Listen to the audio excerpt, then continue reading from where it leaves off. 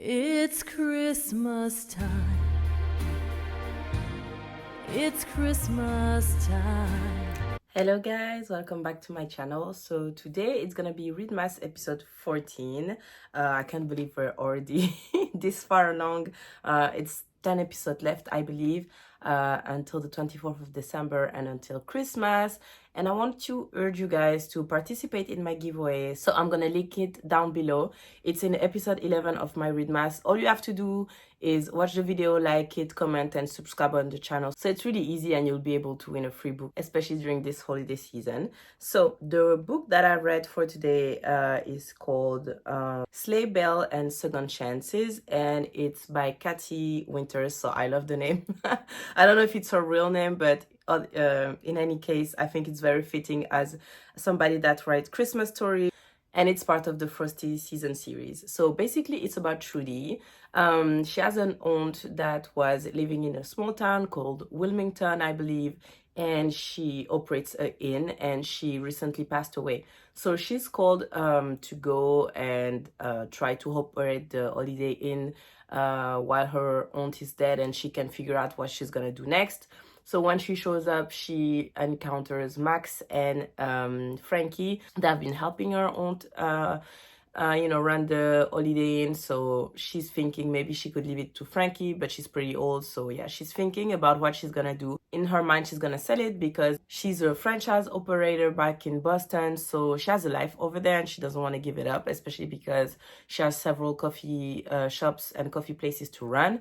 And she's pretty successful at it, and she never, thought about going back to Wilmington and living there, because we're taught in the story that basically when she was a teenager, she was abandoned by her mother, and her aunt took her in and took care of her and basically raised her, make sure that she gets her degrees and she does something for her life.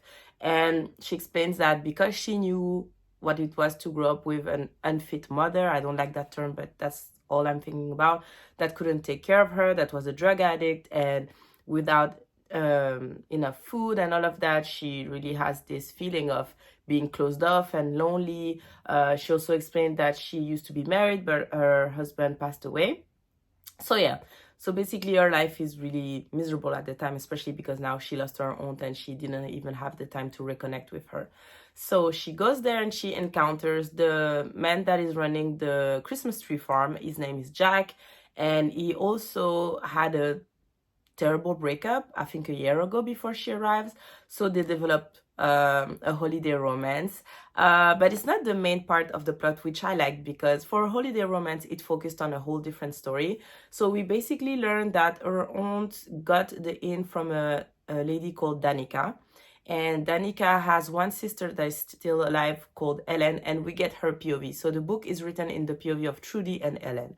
Ellen had a falling out with her sister Danica and with Olivia, so the aunt of Trudy that was operating the inn. And Trudy got the inn, and her aunt also got the inn because Danica couldn't give it to any next of kin or any members of her family. So she gave it to her best friend Olivia, Trudy's aunt. And we're at the point of the book where they prepare for Olivia's funeral, and Trudy is astonished because she says, my aunt was really, big in the community and did everything she could for the city, so she doesn't understand why there's few people at the funeral, and especially not close friends, but Ellen, she doesn't go to the funeral because she has a falling out, and we're gonna learn why in a few seconds. And we encounter another character called Emily. And I forgot to mention that Emily is actually Ellen's daughter, so the person that had a falling out with Olivia, and that is Danica's sister. And she explains that she was the niece of Danica, and so she was really close to Olivia, but because her aunt Danica died, she stopped going to the inn because it was full of memory, and she has a daughter named Nina, and it was the same for them. It was very painful for them to remember that. So in a sense, they got a little bit, far away from Olivia as well, because they were grieving Danica. We finally understand that the big story was that Emily, so Ellen's daughter, had a baby when she was a teenager, when she was 16, so Nina, and her parents disapproved because she didn't want to marry the father of the baby, and he didn't even know he was going to be a father, so she decided to do everything on her own. leave Wilmington and go to culinary school and to live her life over there, right?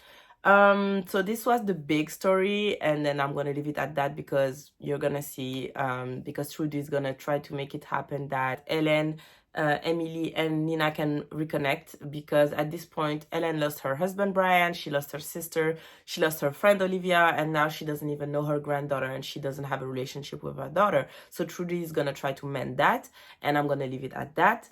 But yeah, it was truly a nice story because, like I said, the focus wasn't on the romantic aspect of the relationship. We were focusing on so many characters and their side story, and even Jack, why he couldn't jump straight into a relationship with Trudy, and Trudy also navigating grief.